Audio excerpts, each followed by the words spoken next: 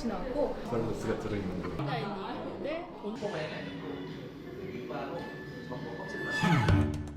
안녕하세요, 제슐랭입니다. 오늘 리뷰할 곳은 안성재 셰프님의 모수 인당 42만원 디너 코스입니다. 누구나 인정하는 대한민국 최고의 셰프 중 한 명이자 흑백 요리사의 주인공이라 불릴 정도로 많은 주목을 받는 안성재 셰프님을 이제는 모르는 사람이 과연 있을까 싶은데, 안성재 셰프님의 모수 정말 힘들게 예약에 성공해서 드디어 다녀오게 되었습니다. 이날은 총 4명이 방문해 290만원을 결제하고 왔습니다. 자, 오늘도 인킹이 형과 함께한 모수 디너 리뷰 본격적으로 시작하기 전에 구독과 좋아요 한 번씩 부탁드리며 지금 바로 함께 보시죠. 형님 안녕하십니까. 이날 예약 시간은 오후 7시, 자리는 이미 만석이었고요. 안성재 셰프님이 계시는 1층을 지나쳐 2층에 자리 잡았습니다. 메뉴는 총 7개의 코스로 구성되어 있어 디너 구성치고는 빈약해 보일 수도 있지만 지금부터 함께 보시면 어떤 느낌인지 감이 오실 겁니다. 화덕의 김을 컵처럼 만들었고, 그래서 김컵이고요. 안쪽에 감자 샐러드와 종이에서 단새우입니다. 영롱한 빛깔의 단새우 2마리에 아래 깔린 건 메쉬 포테이토, 숯불에 구운 김으로 겉을 감싼 한입거리입니다. 다른 거 필요 없이 이렇게 뚱뚱하고 큼직한 단새우를 어디서 구하셨는지, 보통 우리가 흔히 접할 수 있는 단새우와는 차원이 다른 크기와 그 크기만큼의 녹진한 단맛, 메쉬 포테이토가 적당한 볼륨감을 채워주고 숯불에 구운 김이 식감과 향을 채워주며 아주 산뜻한 시작을 만들어줍니다. 네, 이번에 한국에 나는 여러 가지 채소로 만든 요리입니다. 두 번째 한입거리는 야채말이, 얼핏 보면 밥 없는 김밥이나 날생선이 들어간 후토마키처럼도 보이는데 겉을 감싸고 있는 재료부터 속까지 전부 다 채소로 구성이 되어 있고, 이 주황색 당근이 쫀득한 젤리 혹은 회처럼 씹히면서 전반적으로 약간 짭조름한 간장향이 나는 사찰 음식과 일식의 터치가 같이 들어간 느낌이었는데, 단새우를 먹고 살짝은 들뜬 마음을 조금은 가라앉혀주는 한입거리였습니다. 이번 작은 한입은 쌀로 만든 과자 안을 살짝 아스파라거스와 한쪽 캐비어로 채웠습니다. 세 번째 나오는 건 화이트 아스파라거스와 캐비어. 딱 보면 아시겠지만 일단 캐비어 양이 굉장히 많이 들어있고요. 반대쪽에는 화이트 아스파라거스, 겉을 감싸고 있는 건 쌀로 만든 과자인데 한 입에 꽉 차게 넣어 드시는 게 맛있습니다. 단독으로 드시는 것보단 산뜻한 스파클링 와인 한 잔을 함께 하시는 게 맛을 훨씬 더 풍부하게 만들어주는데요. 이날 한입거리들과 먹은 와인은 꼬뜨데바 샴페인 뷰블랑 2017년 빈티지, 짭짤하면서 녹진한 해산물들과 굉장히 잘 어울립니다. 드디어 나오는 마지막 한입거리이자 모수의 시그니처 중 하나, 전복 타코입니다. 유바를 이용해 만든 얇은 쉘에 3일간 숙성하고 숯불에 살살 구운 전복 타코를 먹고 놀란 점이 몇 가지가 있었는데, 첫 번째로 전복이 놀라울 정도로 말랑하고 부드럽다는 거. 미슐랭 공식 홈페이지에 인터뷰 내용을 살펴보니 원물부터 아주 부드러운 전복을 찾기 위해 정말 다양한 전복을 찾아 테스트했다고 합니다. 두 번째는 맛인데, 이게 사실 모양만 타코일 뿐이지 진짜 타코는 아니잖아요. 전복 위에 시소와 감태, 식여자에서 나는 복합적인 향이 타코의 향신료처럼 피어오르면서 구운 라임에 과즙까지 들어가니 이건 뭐 영락없는 타코더라고요. 아주 맛있었습니다. 여기까지가 첫 번째 코스 스몰 바이트였습니다. 두 가지 물을 준비했습니다. 중앙에는 제철 순무입니다. 앞쪽에 있는 거는 절인 물을 국수 형식으로 만들어봤어요. 그래서 위에는 캐비어 있는데 국수와 잘 섞으셔서 드시면 됩니다.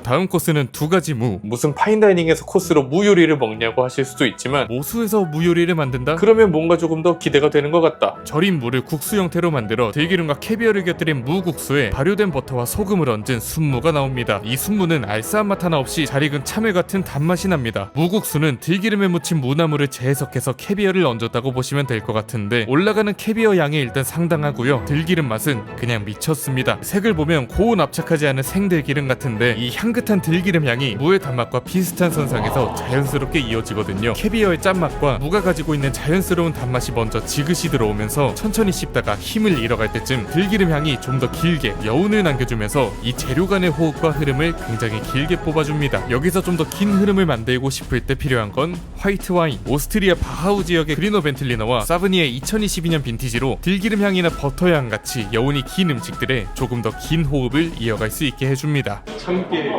두부입니다.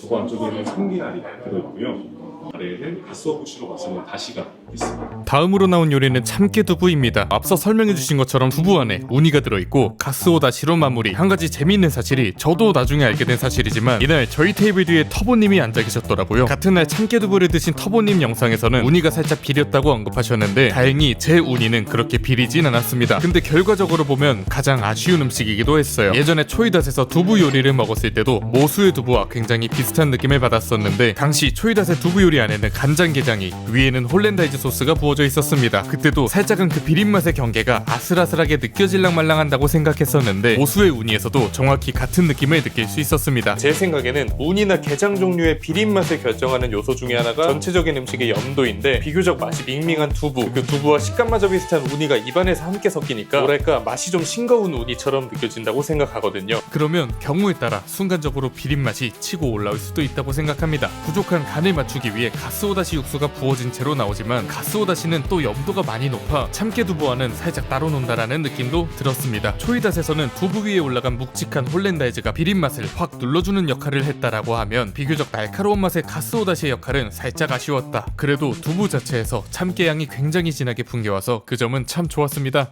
다음은 메뉴판에는 없는 요리입니다. 빵이라는 이름으로 서빙된 사워도우인데 한 가지 특이한 건 우리가 먹는 빵이 아니라 아이스크림의 형태로 서빙됩니다. 사워도우로 만든 아이스크림에 볶은 퀴노아, 발사믹 식초에 올리브 오일이 둘러져 있고 그대로 한 입 먹어보면 실제 사워도우를 먹을 때 나는 새큼한 빵의 맛, 볶은 퀴노아가 구워진 빵의 크러스트 역할을 하면서 클렌저로서 너무 가볍지도 그렇다고 무겁지도 않은 적당한 역할을 해주고 딱 치고 빠지는 느낌입니다.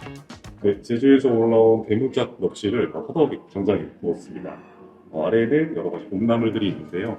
보통 모수에서 고등어 요리를 최고로 꼽는 분들도 많으신데 오늘은 숯불에 구운 대문짝 넙치가 대신 나왔습니다. 넙치 아래는 익힌 채소들이 깔려 있는데 이 채소들은 정말 가장 맛있는 상태로 완벽하게 익어서 안성재 셰프님이 그렇게 중요시하는 채소의 익힘 정도가 뭘 의미하는지 제대로 알게 된 것 같습니다. 넙치는 생선의 살맛보다는 소스가 좀 더 기억에 남습니다. 넙치뼈를 우려 만든 육수로 소스를 만든다고 하시는데 넙치 위에 발려진 소스에서 약간의 레몬이나 마늘 향이 나면서 쨍한 감칠맛을 주는 게 이 넙치와 정말 잘 어울렸고요. 함께 페어링한 와인은 브르고뉴 샤블리 2022년 빈티지고요. 화이트 와인 중에서도 미네랄리티가 강한 편이라 짠맛처럼 느껴지는 뉘앙스가 이런 생선 요리와는 진짜 잘 어울립니다. 넙치 다음으로 나온 요리는 사과 대신 우엉을 넣어 만든 타르트 타탕에 아래 깔린 건 우엉 껍질을 차처럼 우려 만든 소스로 우엉의 약간 눅눅한 식감과 묵직한 타르트의 맛, 약간은 리파이가 생각나는 비주얼이기도 합니다. 여기서 인킹이 형님은 코스 중간에 달달한 디저트 같은 게 나오는 의도가 무엇인지 차라리 코스 뒤로 빠지면 더 좋았지 않았을까 의견을 준 부분도 있었습니다. 저도 어느 정도 공감하면서 왜 이 타탕을 코스 중간에 넣었는지 곰곰이 생각을 해봤는데 약간 양반들이 식사 중간에 한과 같은 걸 먹는 거에서 착안하지 않으셨나 싶기도 하고 솔직히는 잘 모르겠습니다. 한 가지 아쉬웠던 건 이 타탕 같은 경우는 조금 더 뜨거울 때 먹었으면 훨씬 맛있었겠다 정도. 다음은 참소라와 햇마늘, 대하를 이용해서 만든 참소라 리조또입니다. 많은 분들이 이 영상을 보시면서 인걸불에 태운 도토리 국수는 언제 나오는지 궁금해 하셨을 텐데 아쉽게도 제가 갔을 때 트러플 시즌이 아니라 참소라 리조또가 대신 나왔습니다. 트러플 시즌에 다시 한번 예약이 가능하다면 도토리 국수는 그때 리뷰해보도록 하고요. 참소라 리조또도 맛은 정말 좋았습니다. 특히 앞에 그리너 벤틀리너부터 사브니에일, 샤블리까지 세 가지 와인을 깔아두고 먹으니까 정말 진귀한 경험이 된 것 같기도 하고요. 참소라의 식감도 아주 뚝뚝한 듯 하면서 너무 딱딱하거나 하진 않고 함께 들어간 대하 맛도 좋았고 밍글스에서 먹었던 킹크랩 리조또가 생각날 만큼이나 맛있었습니다. 쌀은 우리가 아는 알단테보다는 약간 더 익어있는 느낌이라 맛이나 식감에는 크게 호불호가 없을 것 같습니다. 메인은 체크 스테이크와 갈비살로 만든 떡갈비, 위에는 농장에서 직접 가져온다는 여러가지 채소들과 허브가 올라가 있는데요. 함께 곁들인 와인은 샤또 폼으로 2011년 빈티지, 약간의 오크향과 스파이스가 느껴지는 블랙베리나 자두계열 맛이라 이런 떡갈비 같은 달달한 소스와 특히 더 잘 어울립니다. 이 스테이크나 떡갈비 모두 무난하게 맛있었지만 이 메인 디시의 주인공은 스테이크보단 채소들이었습니다. 이 채소들 하나하나 어떤 맛인지 아직도 기억에 남을 정도로 굉장히 인상적이었는데요. 이거는 고수꼬치인데 고수풀떼기 한 20장을 하나로 압축한 맛이 나고요. 이 클로버 같은 친구는 굉장히 새콤한 맛이 납니다. 이 할려나 잎에서는 살짝 톡 쏘는 듯한 맛이 나고요. 그래서 여러가지 채소와 허브들을 하나하나 가니시 삼아서 곁들여 먹으라는 게 셰프님의 의도가 아닐까. 앞서 먹었던 음식들에 비교하자면 힘이 살짝 떨어지는 건 사실이라 메인에 있어서 호불호는 분명 존재할 것 같았습니다. 저는 뒷받침할 수 있는 와인이 많이 있어 사실 부족한 점을 느끼진 못했는데 술을 곁들이지 않으신다면 조금 부족하다고 느낄 수도 있을 것 같습니다. 디저트로는 코리안 민트라고 불리는 방아잎과 메리골드로 만든 두 가지 소르베가 먼저 나왔습니다. 위쪽에 있는 게 방아잎, 아래쪽에 있는 게 메리골드 소르베고 맛 자체는 상상할 수 있는 딱 상큼한 소르베 맛이면서도 둘 사이에 미묘한 맛의 차이가 느껴진다는 게 좀 재밌었습니다. 다음은 증편인데요. 겉을 감싸고 있는 건 실제로 얇게 필링한 오렌지 껍질로 씹을 때마다 터지는 오렌지의 시트러스한 향과 달큰한 향의 증편이 진짜 잘 어울렸습니다. 마지막으로 나온 디저트는 쌀로 만든 과자가 올라간 아이스크림 그리고 차 한 잔과 약과로 진짜 코스 마무리되는데요. 이 약과가 진짜 아주 조금만 배움으로도 입안에 맛이 꽉 찰 정도로 달큰한 이 맛이 좋아서 하나 더 달라고 하고 싶었습니다. 자, 그래서 모수에서의 식사는 어땠는가? 저는 개인적으로 만족스러우면서도 오늘 먹었던 코스의 구성이 모수의 절정은 아니라는 생각에 조금 아쉬움도 남았습니다. 많은 사람들이 모수에서 기대하는 음식 3가지, 전복 타코, 고등어, 도토리 국수 중에서 2가지를 못 먹어본 셈이니 오늘로서 만족하기보단 다음을 한 번 더 기약하게 되는 것 같더라고요. 단순 오늘 식사 구성만 봤을 때는 만족스러웠습니다. 첫째로 오늘 먹은 음식들이 한식, 일식, 양식 그 어떤 장르에도 국한되어 있지 않고 적절하게 섞여있는 말 그대로 안성재라는 사람의 음식이라는 점, 방송에서만 보고 느꼈던 안성재 셰프님의 가치관과 삶에 대한 스토리가 적절하게 녹아있는 음식들을 직접 먹어보고 느껴볼 수 있었다는 점, 두 번째로 깔끔한 서버분들의 서비스와 소믈리에님의 센스, 식사 시간을 불편하지 않으면서도 위트 있게 보낼 수 있게 많은 노력을 해주심이 느껴졌습니다.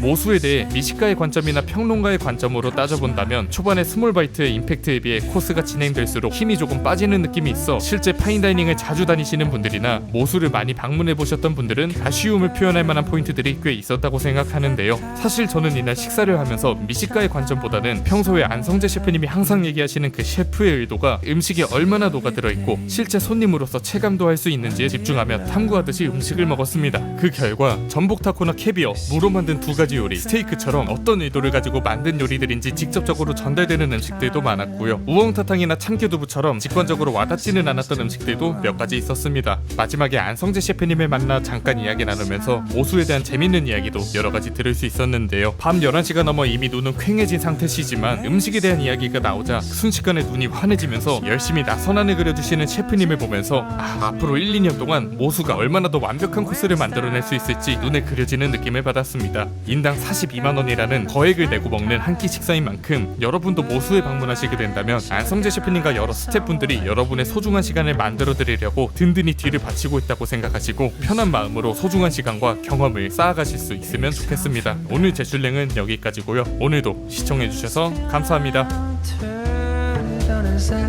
끝!